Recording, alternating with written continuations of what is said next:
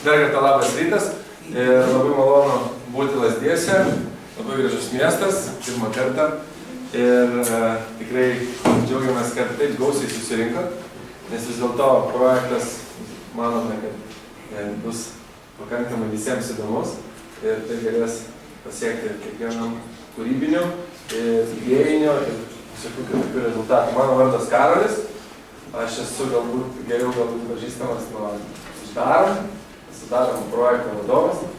Tai nežinau, kiek jūsų dalyvavo, kiek žinot šitą projektą, bet manau, vieni kiti vis tiek kažkiek esate su to susipažinę.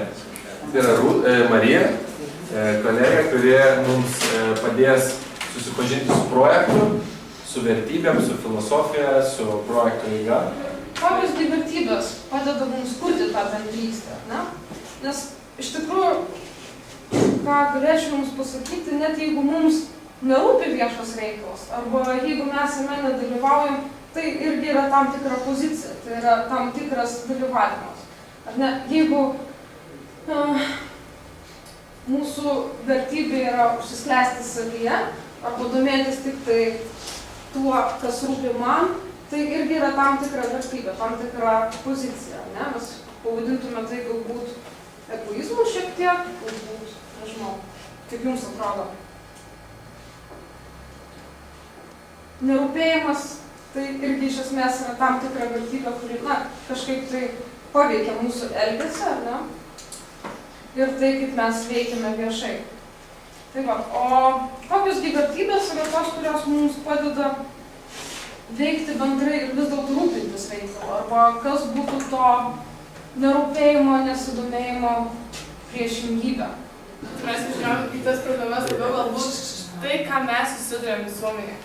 Taigi, viena iš pirmųjų problemų, kurias sugalvojame, buvo neįsitraukimas į visuomenę veiklą. Bet tai būdinga ne tik jaunimui, bet būdinga ir vidutinio amžiaus bei vyresnio amžiaus žmonėms. Žmonės nenori, tik sako, kad nėra, o iš tiesų tik reikia įsitraukti, reikia būti iniciatyvesniems visiems. O kaip jūs suprantate visuomeninę veiklą? Visuomeninė veikla, renginiai, akcijos. Apskritai visuomeninė veikla, tai kai įsitraukia viso amžiaus žmonės ir padeda vieni kitiems.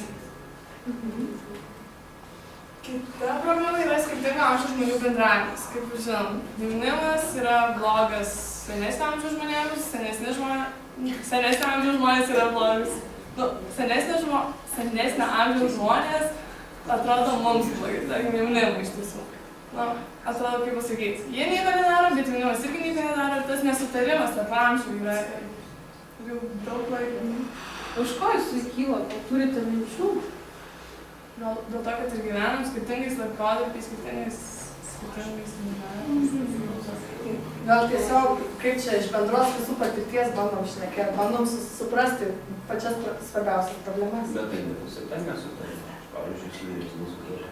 Nu tai ne visi mes ir nesakom, kad visi nesutarė. Kaip kurie galbūt.